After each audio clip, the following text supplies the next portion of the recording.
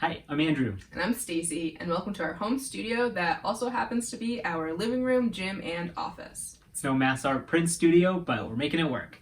We are so excited to be so involved in this year's auction. And tonight we'll be demonstrating 3 print techniques to give you an idea of how some of this year's auction pieces were made.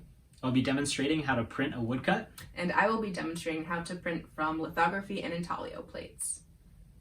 Thank you.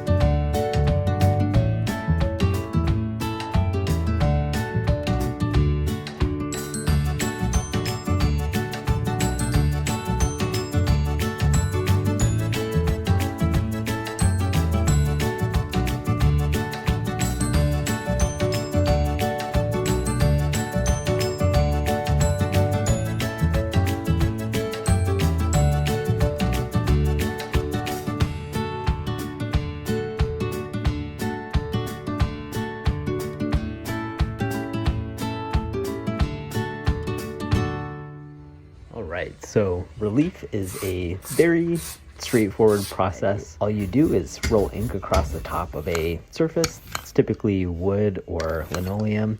Here I'm using wood. It's 4 small little blocks taped together to create the image.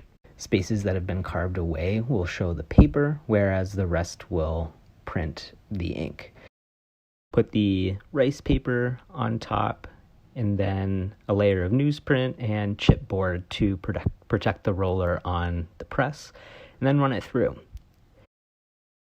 Another great thing about relief is you don't need a press. All you need is a spoon and a little muscle. And that's relief. Traditionally, lithography is done using greasy drawing materials directly onto the surface of limestone or onto a ball-grained aluminum plate. But I use a photographic process to expose my image onto an aluminum plate. I did not do that in my apartment, but luckily I have access to studios elsewhere.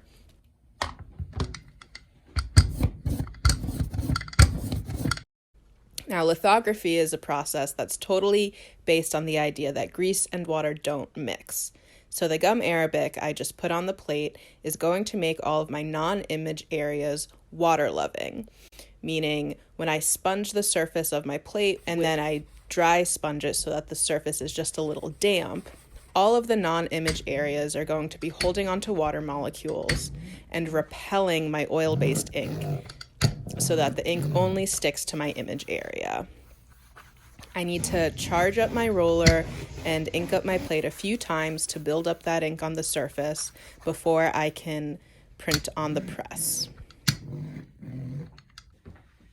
I'm using this process to print my shinkole paper, so my rice paper, that will later be mounted onto a thicker paper when I print my intaglio plate. Once I have a print, I need to repeat the process, the sponging, the inking, all of it for every subsequent print.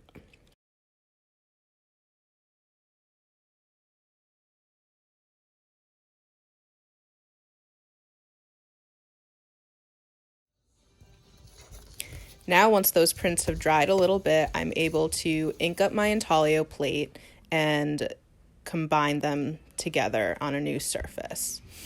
Again, I'm using a plate that I have made elsewhere. I am doing a photographic technique on a photopolymer plate, but this is the same way a more traditional copper plate etching would be printed.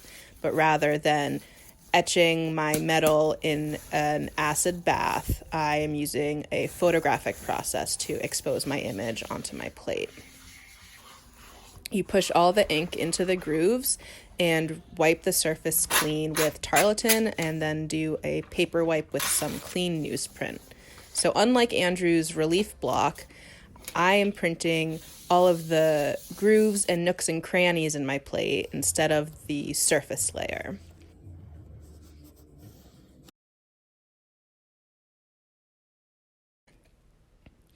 And now that my intaglio plate is ready to be printed, I can go ahead and add the glue to the back of my lithography print, which was done onto a rice paper.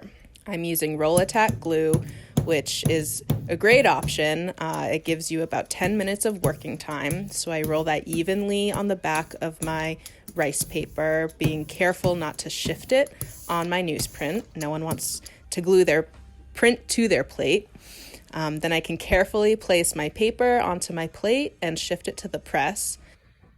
And then I can go get my other paper, my thicker etching paper that has been soaking in water, and blot that dry so it's just damp, and lay that on top and run the print through the press. As the plate is being run through, the plate is being printed and the first print is also being glued to that backing paper.